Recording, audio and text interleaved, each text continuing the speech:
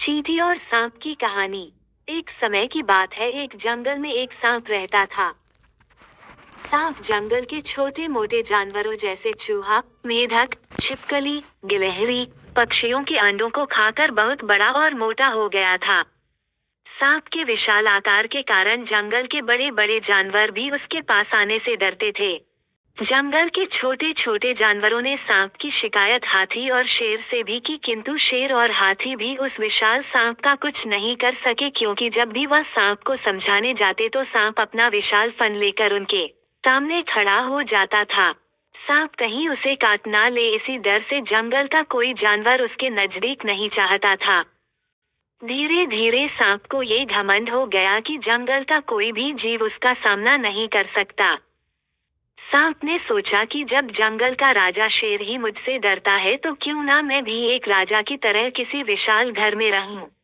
ये सोचकर सांप एक विशाल बरगद के पेड़ के बिल में रहने लगा।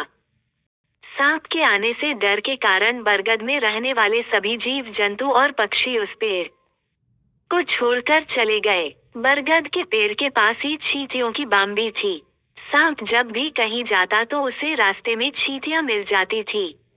चींटियां हमेशा अपने काम में व्यस्त रहती थीं और सांप को नमस्कार नहीं करती थी।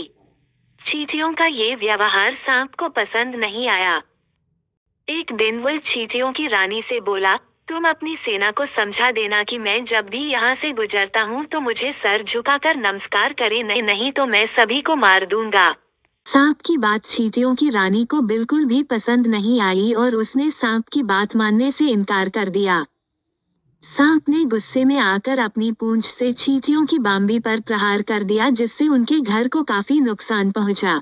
सांप के इस व्यवहार से सभी चींटियां बहुत अधिक क्रोधित हो गई और उन्होंने एक साथ मिलकर सांप पर हमला कर दिया।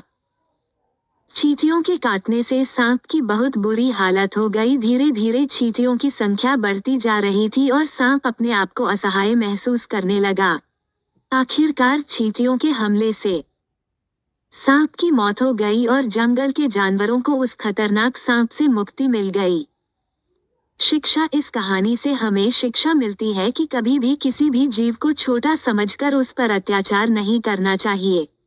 एकता में बहुत शक्ति होती है।